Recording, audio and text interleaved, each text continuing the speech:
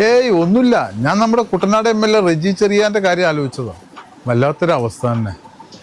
218 കോടി ആസ്തിയുള്ള മനുഷ്യനാ. കോടിക്കണക്കിന് രൂപ ചെലവഴിച്ച് കുട്ടനാട്ടില് തന്റെ മുൻകാല സഹപ്രവർത്തകനെ തന്നെ തോൽപ്പിച്ചിട്ട് സ്വന്തം മുന്നണിയുടെ മുഖ്യമന്ത്രി നിയമസഭയിലിട്ട് തന്നെ അപമാനിക്കുക എന്ന് പറയുന്നത് വല്ലാത്തൊരു അവസ്ഥയാണ്. അതിനേക്കാളൊക്കെ രസകരമായത് കുഞ്ഞാലിക്കുട്ടി സാഹിബിന്റെ ന്യായീകരണമായിരുന്നു. മുഖ്യമന്ത്രി MLA പറഞ്ഞത്, തന്നോട് പറഞ്ഞതിന്റെ ബാക്കി പൂർത്തിയാക്കിയതാണ് എന്നായിരുന്നു അദ്ദേഹത്തിന്റെ വാദം.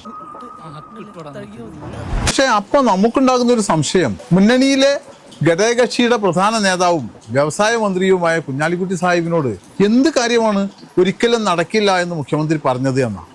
അതുകൂടി കുഞ്ഞാലിക്കുട്ടി സാഹിബ് വ്യക്തമാക്കിയിരുന്നെങ്കിൽ വളരെ നന്നായിരുന്നു. തങ്ങളുടെ പാർട്ടിയെ കുഞ്ഞാലിക്കുട്ടി സാഹിബും മുഖ്യമന്ത്രിയും കൂടി അപമാനിച്ചു എന്നൊന്നും ഏതായാലും മുസ്ലിം ലീഗുകാർ പറയാൻ പോകുന്നില്ല. അതുകൊണ്ട് സാഹിബ് ഒരിക്കലും നടക്കില്ല എന്ന് മുഖ്യമന്ത്രി പറഞ്ഞ ആ കാര്യം കൂടി ഒന്ന് വ്യക്തമാക്കണം.